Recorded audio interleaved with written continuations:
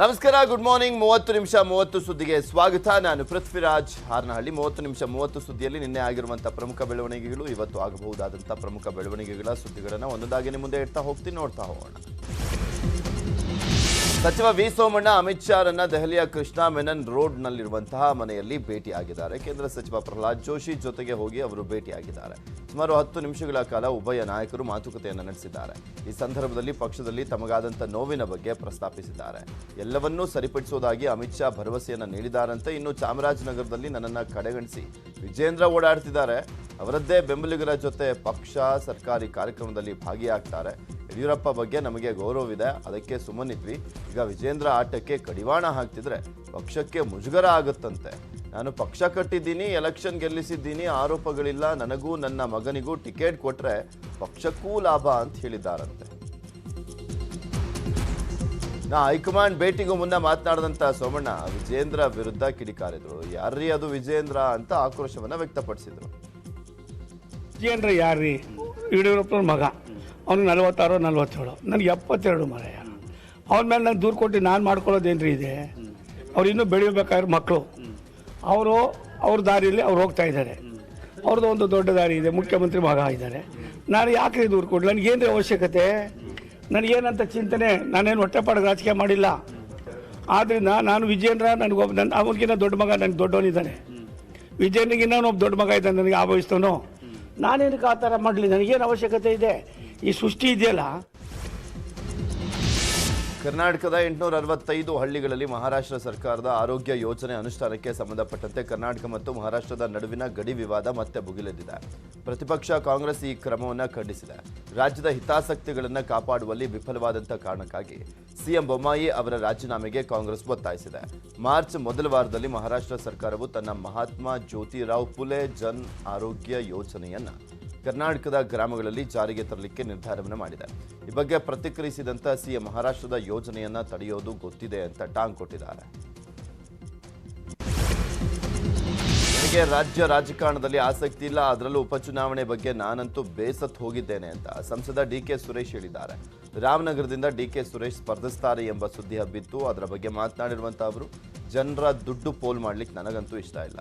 ರಾಮನಗರ ಸೇರಿದಂತೆ 10 ಕ್ಷೇತ್ರಗಳಲ್ಲಿ ನಿಲ್ಲುವಂತೆ ನನಗೆ ಒತ್ತಾಯ ಇದೆ. ಸದ್ಯ ನನಗೆ ರಾಜ್ಯ ರಾಜಕಾರಣದಲ್ಲಿ ಆಸಕ್ತಿ ಇಲ್ಲ. ಜನ ಈಗಾಗಲೇ ನನ್ನನ್ನು ಸಂಸದರಾಗಿ ಆಯ್ಕೆ ಮಾಡಿದ್ದಾರೆ. ಸದ್ಯ ನನಗೆ ಇದೇ ಸ್ಥಾನಮಾನ ಸಾಕು ಅಂತ ಹೇಳಿದ್ದಾರೆ. ಬಳ್ಳಾರಿ ರಾಜಕೀಯ ಮತ್ತೊಂದು ಮಜಲಿಗೆ ತಲುಪಿದೆ. ಬಳ್ಳಾರಿ ನಗರ ಅಸೆಂಬ್ಲಿ ಕ್ಷೇತ್ರದಿಂದ ಜನಾರ್ದನ್ ರೆಡ್ಡಿ ಪತ್ನಿ ಲಕ್ಷ್ಮೀ ಅರುಣ ಕಣಕ್ಕಿಳಿಯುವುದಾಗಿ ಘೋಷಣೆ ಮಾಡಲಾಗಿದೆ. ಇದೀಗ ಶ್ರೀರಾಮುಲು ಬಳ್ಳಾರಿ ಗ್ರಾಮೀಣದಿಂದ ಕಣಕ್ಕೆ ಇಳಿಯುವುದಾಗಿ ಅನೌನ್ಸ್ ಮಾಡಿಕೊಂಡಿದ್ದಾರೆ. ಕುಂದಗೋಳ ತಾಲೂಕಿನ ಕಮಡೊಳ್ಳಿ ಗ್ರಾಮಕ್ಕೆ ಸಿಎಂ ಬಸವರಾಜ ಬೊಮ್ಮಾಯಿ ಭೇಟಿಯನ್ನು ನೀಡಿದರು. ಈ ವೇಳೆ ಸ್ನೇಹಿತರು ಸಂಬಂಧಿಕರನ್ನ ನೋಡಿ ಭಾವುಕರಾದರು. ತಮ್ಮ ಬಾಲ್ಯದ ನೆನಪು ಮೆಲುಕು ಹಾಕಿದ್ರು. ತಮಗೆ ಸಿಎಂ ಹುದ್ದೆಗೆ ಏರ್ಲಿಕ್ಕೆ ಸಹಾಯ ಮಾಡಿದ್ದನ್ನ ನೆನೆದು ನಾಡಿದೊರೆ ಭಾವುಕರಾದರು. ಇನ್ನು ತಡಸ ಗ್ರಾಮದಲ್ಲಿ ನಡೆದಂಥ ಸಿಎಂ ಕಾರ್ಯಕ್ರಮಕ್ಕೆ ಜನರು ಭಾರೀ ಸಂಖ್ಯೆಯಲ್ಲಿ ಆಗಮಿಸಿದ್ರು. ಈ ವೇಳೆ ಧಾರಾಕಾರವಾಗಿ ಮಳೆ ಸುರಿಯಿತು. ಜನರು ಕೈಗೆ ಸಿಕ್ಕ ಚೇರ್ಗಳಿಂದ ಆಶ್ರಯ ಪಡೆದರು. ಗಾಳಿಗೆ ಪೆಂಡಾಲ್ ಹಾಗೂ ಶಾಮಿಯಾನ ಹಾರಿ ಹೋಯಿತು. ಶಾಸಕ ಎಂಪಿ ಕುಮಾರಸ್ವಾಮಿ ವಿರುದ್ಧ ಸ್ವಪಕ್ಷದಲ್ಲೇ ವಿರೋಧ ವ್ಯಕ್ತವಾಗ್ತಾ ಇದೆ. ಕುಮಾರಸ್ವಾಮಿ ಬಿಟ್ಟು ಬೇರೆಯವರಿಗೆ ಟಿಕೆಟ್ ನೀಡುವಂತೆ ಒಂದು ಗುಂಪು ಒತ್ತಾಯಿಸಿದ್ರೆ ಮತ್ತೊಂದು ಗುಂಪು ಕುಮಾರಸ್ವಾಮಿ ಪರ ಬ್ಯಾಟಿಂಗ್ ಮಾಡ್ತಾ ಇದೆ. ನಾಳೆ ವಿಜಯ ಸಂಕಲ್ಪ ಯಾತ್ರೆ ನಡೆಯಲಿದ್ದು ಎಂಪಿ ಕುಮಾರಸ್ವಾಮಿ ವಿರುದ್ಧ ಬ್ಯಾನರ್ ಪ್ರದರ್ಶಿಸುವಂತ ಸಾಧ್ಯತೆ ಇದೆ. ಸಾಮಾಜಿಕ ಜಾಲತಾಣದಲ್ಲಿ ಬಂಡಾಯದ ಸಭೆಗೆ ಕರೆದಿರುವಂತಹ ಆಡಿಯೋ ಪೋಸ್ಟ್ ವೈರಲ್ ಆಗಿದೆ. ಈ ಮಧ್ಯೆ ನಂಜನಗೂಡಿನ ಕಾಂಗ್ರೆಸ್ ಅಭ್ಯರ್ಥಿಯಾಗಿ ದರ್ಶನ್ ಧ್ರುವನಾರಾಯಣ್ ಆಗುವುದರ ಹಾದಿ ಸುಗಮವಾಗಿದೆ. ದರ್ಶನ್ಗಾಗಿ ನಂಜನಗೂಡು ಕ್ಷೇತ್ರ ಬಿಟ್ಟು ಕೊಡ್ತೇನೆ ಅಂತ ಹೇಳಿದ್ದಾರೆ doctor H C Mahadevappa. Nanjangud ಕ್ಷೇತ್ರದ ಸ್ಪರ್ಧೆಯಿಂದ ಹಿಂದೆ ಸರಿತಾ ಇದ್ದೇನೆ ಅಂತ ಹೇಳಿದ್ದಾರೆ. ವಿಜಯಪುರ ಬಿಜೆಪಿ ಟಿಕೆಟ್ಗೆ ಹಾಲಿ ಶಾಸಕ ಬಸನಗೌಡ ಪಾಟೀಲ್ ಯತ್ನಾಳ್ ಹಾಗೂ ಅಪ್ಪ ಸಾಹೇಬ್ ಮಧ್ಯೆ ಫೈಟ್ ಇದೆ. ಈ ಗೊಂದಲದ ಮಧ್ಯೆ ಸಚಿವ ಗೋವಿಂದ ಕಾರಜೋಳ ಉರಿಯುವಂತ ಬೆಂಕಿಗೆ ತುಪ್ಪ ಸುರಿದಿದ್ದಾರೆ. ಯತ್ನಾಳ್ ವಿಜಯಪುರ ಅಭ್ಯರ್ಥಿಯಂತೆ ಘೋಷಣೆ ಮಾಡಿದ್ದಾರೆ. ಯತ್ನಾಳ್ರನ್ನ 50,000 ಮತಗಳಿಂದ ಗೆಲ್ಲಿಸುವಂತೆ ಕಾರಜೋಳ ಮನವಿಯನ್ನು ಮಾಡಿದ್ದಾರೆ. ಕಾರಜೋಳ ಹೇಳಿಕೆ ಬೆನ್ನಲ್ಲೇ ಬಿಜೆಪಿ ಟಿಕೆಟ್ ಆಕಾಂಕ್ಷಿಗಳು ತಿರುಗಿ ಬಿದ್ದಿದ್ದಾರೆ. ಕಾರಜೋಳ ಹೇಳಿಕೆ ಬಗ್ಗೆ ನಳಿನ್ ಕುಮಾರ್ ಕಟೀಲ್ ಹಾಗೂ ಸಿಟಿ ರವಿ ಅವರಿಗೆ ಅಪ್ಪ ಸಾಹೇಬ್ ಪಟ್ಟಣ್ ಶೆಟ್ಟಿ ದೂರನ್ನ ಕೊಟ್ಟಿದ್ದಾರೆ. ಬೀಳಗಿ ಕ್ಷೇತ್ರದಿಂದ ಎಸ್ಆರ್ ಪಾಟೀಲ್ ಸ್ಪರ್ಧಿಸುವಂತ ಸಾಧ್ಯತೆ ಇದೆ. ಬೀಳಗಿಯಿಂದ ಸ್ಪರ್ಧಿಸುವ ಬಗ್ಗೆ ದೆಹಲಿಯಲ್ಲಿ ಖರ್ಗೆ ಜೊತೆ ಚರ್ಚೆಯನ್ನು ನಡೆಸಿದ್ರು. ಖರ್ಗೆ ಜೊತೆ 20 ನಿಮಿಷ ಮಾತುಕತೆ ನಡೆಸಿ ಬೀಳಗಿಯಿಂದ ಟಿಕೆಟ್ ಕೇಳಿದ್ದಾರಂತೆ. ನೀವು ಬೀಳಗಿ ಕ್ಷೇತ್ರದಲ್ಲಿ ಕೆಲಸ ಮುಂದುವರಿಸಿ, ಟಿಕೆಟ್ ಬಗ್ಗೆ ಯೋಚನೆ ಬೇಡ ಅಂತ ಖರ್ಗೆ ಭರವಸೆಯನ್ನ ನೀಡಿದ್ದಾರಂತೆ. ರಾಜ್ಯ ಪ್ರತಿಮೆ ವಿಚಾರದಲ್ಲಿ ಬೆಳಗಾವಿ ನಾಯಕರು ಪರಸ್ಪರ ಕಿತ್ತಾಡಿಕೊಂಡಿದ್ರು. ಆದರೆ ವಿಶ್ವಗುರು ಬಸವಣ್ಣ ಪುತ್ಥಳಿ ಶಿಲಾನ್ಯಾಸದ ವೇಳೆ ಒಗ್ಗಟ್ಟನ್ನು ಪ್ರದರ್ಶನ ಮಾಡಿದ್ದಾರೆ. ಸಿಎಂ ಸೇರಿದಂತೆ ಬಿಜೆಪಿ ನಾಯಕರ ಜೊತೆ ಕಾಂಗ್ರೆಸ್ ಶಾಸಕರಾಗಿರುವಂತಹ ಲಕ್ಷ್ಮೀ ಹೆಬ್ಬಾಳ್ಕರ್, ಚನ್ನರಾಜ ಹಟ್ಟಿಹೊಳಿ ಭಾಗಿಯಾಗಿದ್ದರು. ಪ್ರಭಾಕರ್ ಕೋರೆ ಜೊತೆ ಲಕ್ಷ್ಮೀ ಹೆಬ್ಬಾಳ್ಕರ್ ಉಭಯ ಕುಶಲೋಪರಿಯನ್ನ ವಿಚಾರಿಸಿದರು. ಬಳಿಕ ಸಿಎಂ ಬಸವರಾಜ ಬೊಮ್ಮಾಯಿ ಶಿಲಾನ್ಯಾಸವನ್ನು ನೆರವೇರಿಸಿದರು. ಯಡಿಯೂರಪ್ಪನವರು ಸಿಎಂ ಆಗಿದ್ದಾಗ ಸುಧಾಕರ್ ಹೇಳಿದ ಮಾತು ಕೇಳ್ತಾ ಇದ್ರು. ಈಗ ಬಸವರಾಜ ಬೊಮ್ಮಾಯಿ ಸಹ ಸುಧಾಕರ್ ಹೇಳಿದಂತ ಮಾತನ್ನ ಕೇಳ್ತಾರೆ. ಸಿಎಂ ಬೊಮ್ಮಾಯಿಗೆ ಅದೇನು ಮರಳು ಮಾಡಿದಾನೋ ಏನೋ ಗೊತ್ತಿಲ್ಲ ಅಂತ ಚಿಕ್ಕಬಳ್ಳಾಪುರದಲ್ಲಿ ಸಚಿವ ಎಸ್ ಟಿ ಸೋಮಶೇಖರ್ ಹೇಳಿದ್ದಾರೆ. ಸುಧಾಕರ್ ಏನು ಹೇಳಿದ್ರು ಸಹ ಡಾಕ್ಟರ್ ಹೇಳಿದ್ರೆ ಕೊಡ್ರಿ ಅಂತ ಸಿಎಂ ಅಂತಾರೆ. ಸಚಿವ ಸುಧಾಕರ್ ಸರ್ ಎಂ ವಿಶ್ವೇಶ್ವರಯ್ಯ ಮಾದರಿಯಲ್ಲೇ ಕೆಲಸವನ್ನ ಮಾಡ್ತಾರೆ ಅಂತ ಸೋಮಶೇಖರ್ ವಿಶ್ವೇಶ್ವರಯ್ಯ ಅವರಿಗೆ ಹೋಲಿಸ್ಬಿಟ್ರು ಸುಧಾಕರ್ ಅವರನ್ನ.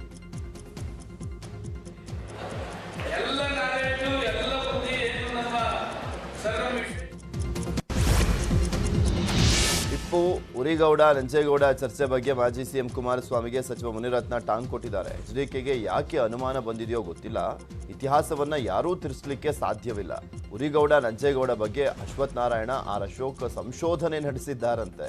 ಈ ಹಿಂದೆ ಮುಚ್ಚಿಟ್ಟಿದ್ದಂಥ ಸತ್ಯ ಹೊರಬಂದಿದ್ದಕ್ಕೆ ಕೆಲವರಿಗೆ ಸಹಿಸಿಕೊಳ್ಳಲಾಗ್ತಾ ಇಲ್ಲ ಅಂತ ಹೇಳಿದ್ದಾರೆ.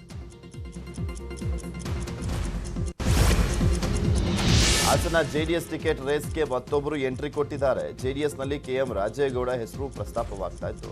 ವರಿಷ್ಠರು ಟಿಕೆಟ್ ಕೊಟ್ಟರೆ ಸ್ಪರ್ಧಿಸ್ತೀನಿ ಅಂತ ರಾಜೇಗೌಡ ಹೇಳಿದರು.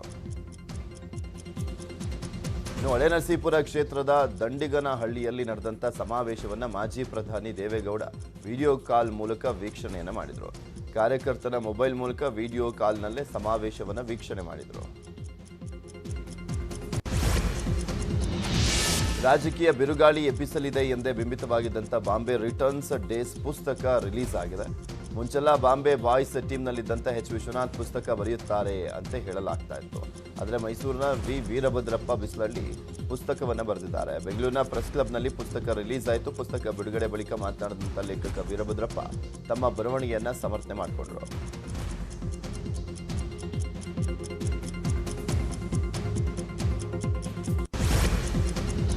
ಎಲೆಕ್ಷನ್ ಟೈಮ್ನಲ್ಲಿ ಬಾಗಲಕೋಟೆಯ ಜಮಖಂಡಿಯಲ್ಲಿ ಧ್ವಜ ಕಂಬ ನಿರ್ಮಾಣ ಗಲಾಟೆ ಶುರುವಾಗಿದೆ. ಶಾಸಕ ನ್ಯಾಮಗೌಡ ಜಮಖಂಡಿಯ ಅಬ್ದುಲ್ ಕಲಾಂ ಸರ್ಕಲ್ನಲ್ಲಿ ಧ್ವಜ ಕಂಬ ಕಟ್ಟಲಿಕ್ಕೆ ಸಿದ್ಧತೆಯನ್ನು ಮಾಡಿಕೊಂಡಿದ್ರು. ಈ ವೇಳೆ ಸರ್ಕಲ್ನಲ್ಲಿ ಧ್ವಜ ಕಟ್ಟಲಿಕ್ಕೆ ಪೊಲೀಸರು ಅಡ್ಡಿಪಡಿಸಿದ್ರು. ಈ ವೇಳೆ ಶಾಸಕ ಆನಂದ ನ್ಯಾಮಗೌಡ ಹಾಗೂ ಬೆಂಬಲಿಗರು ಪೊಲೀಸರ ವಿರುದ್ಧ ಗಲಾಟೆಯನ್ನು ಮಾಡಿದ್ದಾರೆ.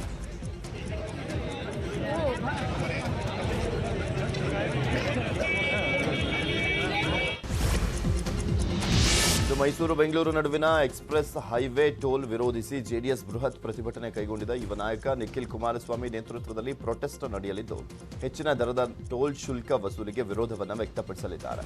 ಬೆಳಗ್ಗೆ 9 ಗಂಟೆಯಿಂದ ಪ್ರತಿಭಟನೆ ಆರಂಭವಾಗಿದೆ. ಜೆಡಿಎಸ್ ಪ್ರತಿಭಟನೆ ಹಿನ್ನೆಲೆಯಲ್ಲಿ ಟೋಲ್ ಬಳಿ ಬಿಗಿ ಬಂದೋಬಸ್ತನ್ನು ಮಾಡಲಾಗಿದೆ. ಬೆಂಗಳೂರು ಮೈಸೂರು ಎಕ್ಸ್ಪ್ರೆಸ್ ಹೈವೇಯ ಟೋಲ್ ಸಂಗ್ರಹದ ಬಗ್ಗೆ ಸಾರ್ವಜನಿಕರಿಂದ ಆಕ್ಷೇಪಗಳು ವ್ಯಕ್ತವಾಗ್ತಾ ಇದ್ದು, ಕೇಳಿ ಬರ್ತಾ ಇರುವಂತಹ ಆರೋಪಗಳ ಬಗ್ಗೆ ಪ್ರತಿಕ್ರಿಯೆ ನೀಡುವಂತೆ ಹೈಕೋರ್ಟ್ ರಾಷ್ಟ್ರೀಯ ಹೆದ್ದಾರಿ ಪ್ರಾಧಿಕಾರಕ್ಕೆ ಸೂಚನೆಯನ್ನು ಕೊಟ್ಟಿದೆ. ಹೈವೇ ಕಾಮಗಾರಿ ಮುಗಿಯುವ ಮುನ್ನವೇ ಟೋಲ್ ಸಂಗ್ರಹ ಮಾಡ್ತಾ ಇರುವಂಥದ್ದು ಹಾಗೂ ಫಾಸ್ಟ್ ಟ್ಯಾಗ್ ಇಲ್ಲದೆ ಮ್ಯಾನ್ಯುಯಲ್ ಆಗಿ ಟೋಲ್ ಸಂಗ್ರಹ ಮಾಡ್ತಾ ಇರುವಂಥದ್ದು ಸೇರಿದಂತೆ ಇತ್ಯಾದಿ ಆರೋಪಗಳ ಬಗ್ಗೆ 3 ವಾರಗಳಲ್ಲಿ ಉತ್ತರಿಸುವಂತೆ ಸೂಚನೆಯನ್ನು ಕೊಟ್ಟಿದೆ. ಸಾರಿಗೆ ನೌಕರರನ್ನ ಮನವೊಲಿಸಲಿಕ್ಕೆ ನಡೆಸಿದ್ದಂಥ ಸಭೆ ವಿಫಲವಾಗಿದೆ. 20% ಶೇಕಡ ಸಂಬಳ ಏರಿಕೆಗೆ ಬಿಗುಪಟ್ಟನ್ನು ಹಿಡಿದಿದ್ದಾರೆ. ಶೇಕಡ 14% ಏರಿಸುವುದಾಗಿ ಸಾರಿಗೆ ನಿಗಮದ ಎಂಡಿಗಳು ತಿಳಿಸಿದ್ದಾರೆ. ಇದಕ್ಕೆ ಸಾರಿಗೆ ನೌಕರರು ಒಪ್ಪಿಲ್ಲ. ಕೆಪಿಟಿಸಿಎಲ್ ನೌಕರರಿಗೆ 20%, ಸರ್ಕಾರಿ ನೌಕರರಿಗೆ ಶೇಕಡ 17ರಷ್ಟು ವೇತನವನ್ನು ಏರಿಸಿದ್ದಾರೆ. ನಮ್ಗೆ ಯಾಕೆ 14% ಅಂತ ಕಿಡಿಕಾರಿದ್ದಾರೆ. ಸಿಎಂ ಬಸವರಾಜ ಬೊಮ್ಮಾಯಿ ಅಂಗಳದಲ್ಲಿ ನಮ್ಮ ಬೇಡಿಕೆ ಇದೆ, ಮುಷ್ಕರ ನಡಿಬೇಕೇ ಬೇಡವೇ ಎಂಬುದನ್ನು ಅವರೇ ನಿರ್ಧರಿಸಲಿ ಅಂತ ಸಾರಿಗೆ ನೌಕರರ ಸಂಘದ ಅಧ್ಯಕ್ಷ ಎಚ್ ವಿ ಅನಂತ ಸುಬ್ಬರಾವ್ ಎಚ್ಚರಿಕೆಯನ್ನು ಕೊಟ್ಟಿದ್ದಾರೆ. 65,000 ವಿದ್ಯುತ್ ನೌಕರರಿಗೆ ಸರ್ಕಾರ ಗುಡ್ ನ್ಯೂಸ್ ಅನ್ನು ಕೊಟ್ಟಿದೆ. ಎಸ್ಕಾಂ ನೌಕರರ ವೇತನ ಹೆಚ್ಚಳಕ್ಕೆ ಸರ್ಕಾರ ನಿರ್ಧರಿಸಿದ್ದು, ಇಂಧನ ಸಚಿವ ಸುನಿಲ್ ಕುಮಾರ್ ಸರ್ಕಾರಕ್ಕೆ ಪತ್ರವನ್ನು ಬರೆದು ಸೂಚನೆಯನ್ನು ಕೊಟ್ಟಿದ್ದಾರೆ. ಶೇಕಡ 20ರಷ್ಟು ವೇತನ ಹೆಚ್ಚಳಕ್ಕೆ ಕೆಪಿಟಿಸಿಎಲ್ ಎಂಡಿಗೆ ಸಚಿವರು ಸೂಚನೆಯನ್ನು ನೀಡಿದ್ದಾರೆ.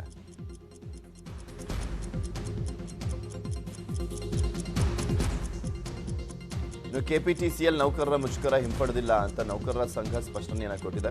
ಸರ್ಕಾರ ವೇತನ ಹೆಚ್ಚಳ ಆದೇಶ ಹೊರಡಿಸುವವರೆಗೂ ಹೋರಾಟ ನಡೆಯುತ್ತೆ ಅಂತ ಹೇಳಿದ್ದಾರೆ.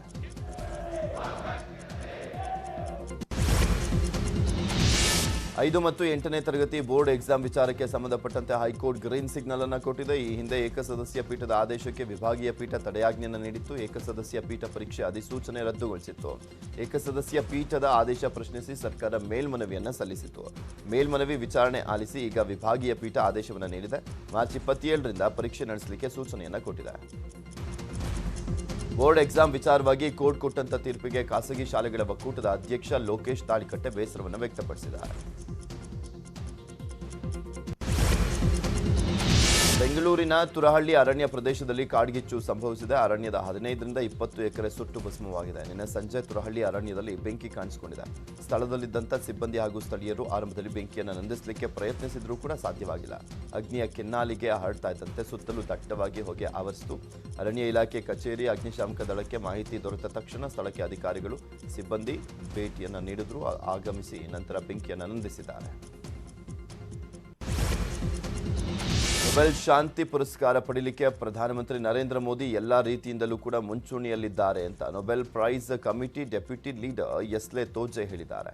ಪ್ರಧಾನಿ ಮೋದಿ ತಮ್ಮ ದೇಶವನ್ನು ವಿಶ್ವದ ವೇಗದ ಆರ್ಥಿಕತೆಯನ್ನಾಗಿಸುವುದರ ಜೊತೆಗೆ ವಿಶ್ವದ ಹಲವು ಸಮಸ್ಯೆಗಳಿಗೆ ಪರಿಹಾರವನ್ನು ನೀಡುವುದರಲ್ಲಿಯೂ ಕೂಡ ಸಮರ್ಥರಾಗಿದ್ದಾರೆ. ರಷ್ಯಾ ಉಕ್ರೇನ್ ಮಧ್ಯೆ ಶಾಂತಿ ನೆಲೆಸಲಿಕ್ಕೆ ಅವರು ನಡೆಸ್ತಾ ಇರುವಂಥ ಪ್ರಯತ್ನ ಎಲ್ರಿಗೂ ತಿಳಿದೇ ಇದೆ ಅಂತ ಅವರು ಹೇಳಿದ್ದಾರೆ. ಹೀಗಾಗಿ ಸದ್ಯ ಪ್ರಧಾನಿ ಮೋದಿಗೆ ನೊಬೆಲ್ ಶಾಂತಿ ಪುರಸ್ಕಾರ ದೊರೆಯಲಿದೆಯಾ ಅನ್ನುವಂಥ ಚರ್ಚೆ ಶುರುವಾಗಿದೆ.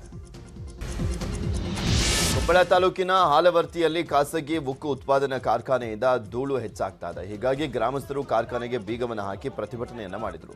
ಗ್ರಾಮಸ್ಥರು ಹಾಗೂ ಕಾರ್ಖಾನೆ ಸಿಬ್ಬಂದಿ ನಡುವೆ ವಾಗ್ವಾದ ನಡೆಯಿತು. ಈ ವೇಳೆ ಮಧ್ಯ ಪ್ರವೇಶಿಸಿದಂಥ ಅಧಿಕಾರಿಗಳು 15 ದಿನದ ಒಳಗಾಗಿ ಧೂಳು ನಿಯಂತ್ರಿಸುವಂತ ಭರವಸೆಯನ್ನು ನೀಡಿದರು.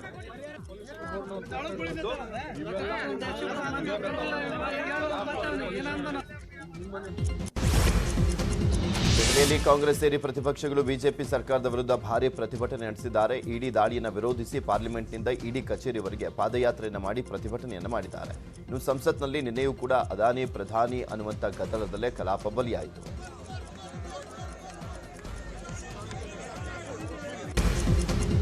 ಅರುಣಾಚಲ ಪ್ರದೇಶ ಭಾರತದ ಅವಿಭಾಜ್ಯ ಅಂಗ. ಮೇಕ್ಮಹೂನ್ ರೇಖೆ ಚೀನಾ ಮತ್ತು ಅರುಣಾಚಲ ಪ್ರದೇಶದ ನಡುವಿನ ಅಂತಾರಾಷ್ಟ್ರೀಯ ಗಡಿ. ಹೀಗಂತ ಅಮೆರಿಕದ ಸೆನೆಟ್ನಲ್ಲಿ ನಿರ್ಣಯ ಕೈಗೊಳ್ಳಲಾಗಿದೆ. ಇಂಡೋ ಪೆಸಿಫಿಕ್ ಪ್ರದೇಶದಲ್ಲಿ ಚೀನಾ ಕಿರಿಕಿರಿ ಬೆದರಿಕೆ ಹಾಕ್ತಾ ಇರುವಂಥ ಬೆನ್ನಲ್ಲೇ ಅಮೆರಿಕ ಭಾರತಕ್ಕೆ ಹೆಗಲು ಕೊಟ್ಟು ನಿಲ್ಲುವುದು ನಮ್ಮ ಕರ್ತವ್ಯ ಅಂತ ಸೆನೆಟರ್ ಜೆಫ್ ಮೆಕ್ಲಿ ನಿರ್ಣಯವನ್ನು ಮಂಡಿಸಿದರು. ಪಾಕಿಸ್ತಾನ ತೆಹ್ರಿಕ್ ಎ ಇನ್ಸಾಫ್ ಅಧ್ಯಕ್ಷ ಇಮ್ರಾನ್ ಖಾನ್ಗೆ ಸದ್ಯಕ್ಕೆ ರಿಲೀಫ್ ಸಿಕ್ಕಿದೆ. ಇಂದು ಬೆಳಗ್ಗೆ 10 ಗಂಟೆವರೆಗೂ ಕೂಡ ಬಂಧಿಸದಂತೆ ಲಾಹೋರ್ ಹೈಕೋರ್ಟ್ ಆದೇಶವನ್ನು ನೀಡಿದೆ. ಇಮ್ರಾನ್ ಪರ ಅಭಿಮಾನಿಗಳಿಂದ ಪ್ರೊಟೆಸ್ಟ್ ಮುಂದುವರೆದಿದೆ. ಆಸ್ಟ್ರೇಲಿಯಾದ ಕ್ವೀನ್ಸ್ಲೆಂಡ್ನಲ್ಲಿ ಪ್ರವಾಹದಲ್ಲಿ ಸಿಲುಕಿ ಒದ್ದಾಡ್ತಾ ಇದ್ದಂಥ ಕಾಂಗೂರು ಮರಿಯನ್ನ ಪೊಲೀಸ್ ಅಧಿಕಾರಿಯೊಬ್ಬರು ರಕ್ಷಣೆ ಮಾಡಿದ್ದಾರೆ. ಅಲ್ಲದೆ ನೀರಿನಲ್ಲಿ ಸಿಲುಕಿದ್ದಂಥ ಕಾಂಗೂರು ಮರಿಯನ್ನ 2 ಮೊಸಳೆಗಳು ತಿನ್ನಲಿಕ್ಕೆ ಹೊಂಚಾಗ್ತಾ ಇದ್ದಂಥ ಸಂದರ್ಭ ಇತ್ತು. ಈ ವೇಳೆ ಸಮಯ ಪ್ರಜ್ಞೆ ಬರೆದಂಥ ಪೊಲೀಸ್ ಅಧಿಕಾರಿ ರಕ್ಷಣೆಯನ್ನು ಮಾಡಿದ್ದಾರೆ.